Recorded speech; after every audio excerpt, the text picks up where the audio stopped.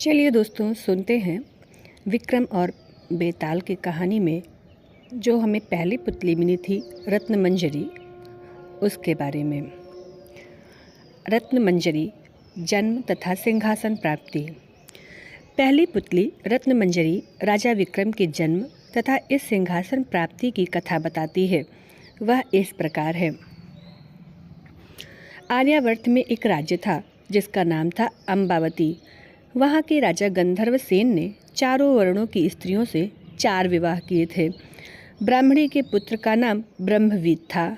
छत्राणी के 3 पुत्र हुए, शंख, विक्रम और भर्तहरि। वैश्य पत्नी ने चंद्र नामक पुत्र को जन्म दिया तथा शूद्र पत्नी ने धन्वंतरी नामक पुत्र को। ब्रह्मणीत को गंधर्व सेन ने अपना दीवान बनाया, पर वह अपनी जिम्मेवारी अच्छी तरह निभा नहीं सका और राज्य से पलायन कर गया। कुछ समय भटकने के बाद धारा नगरी में ऊंचा ओहदा प्राप्त किया तथा एक दिन राजा का वध करके खुद राजा बन गया। काफ़ी दिनों के बाद उसने उज्जैन लौटने का विचार किया, लेकिन उज्जैन आते ही उसकी मृत्यु हो गई। छत्राणी के बड़े पुत्र शंख को शंका हुई कि उसके पिता विक्रम को योग्य समझकर उसे अपना उत्तराधिकारी घोषित कर सकते हैं, और उसने एक दिन सोए हुए पिता का वध करके स्वयं को राजा घोषित कर दिया। हत्या का समाचार दावानल की तरफ फैला और उसके सभी भाई प्राण रक्षा के लिए भाग निकले। विक्रम को छोड़कर बाकी सभी भाइयों का पता उसे चल गया और वे सभी मार डाले गए। बहुत प्रयास के बाद शंख को पता चला कि घने जंगल में सरोवर के बगल में एक कुटिया में विक्रम रह रहा है तथा कंदमूल खाकर घनघोर तपस्या में रत है। वह उसे मारने की योजना बनाने लगा और एक तांत्रिक को उसने अपने षड्यंत्र में शामिल कर लिया। योजनानुसार तांत्रिक विक्रम को भगवती आराधना के लिए राजी करता तथा भगवती के आगे विक्रम के सर झुकाते ही शंख तलवार से वार करके उसकी गर्दन काट डालता। मगर विक्रम ने खतरे को भांप लिया और तांत्रिक को सर झुकाने की विधि दिखाने को कहा।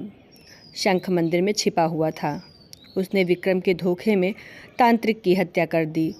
विक्रम ने झपटकर शंख की तलवार छीनकर उसका सर धड़ से अलग कर दिया। शंख की मृत्यु के बाद उसका राज्यारोहण हुआ। एक दिन शिकार के लिए विक्रम जंगल गए। मृग का पीछा करते करते सबसे बिछुड़कर बहुत दूर चले आए। उन्हें एक महल दिखा और पास आकर पता चला कि वह महल तूत वर्ण का है, जो कि राजा बाहुबल का दीवान है। तूत वर्ण ने बात ही बात में कहा कि विक्रम बड़े ही यशस्वी राजा बन सकते हैं यदि विक्रम बाहुबल उनका राज तिलक करें। और उसने यह भी बताया कि भगवान शिव द्वारा प्रदत्त अपना स्वर्ण सिंहासन अगर बाहुबल विक्रम को दे दें तो विक्रम चक्रवर्ती सम्राट बन जाएंगे। बाहुबल ने विक्रम का न केवल राज तिलक किया, बल्कि खुशी खुशी उन्हें स्वर्ण सिंहासन भी भेंट कर दिया। कालांतर में विक्रमादित्य चक्रवर्ती सम्राट बन गए और उनकी कीर्ति पताका सर्वत्र लहरा उठी। अब हम दूसरी पुतली चित्रलेखा की कथा दूसरे भाग में सुनेंगे। तब तक के लिए धन्यवाद।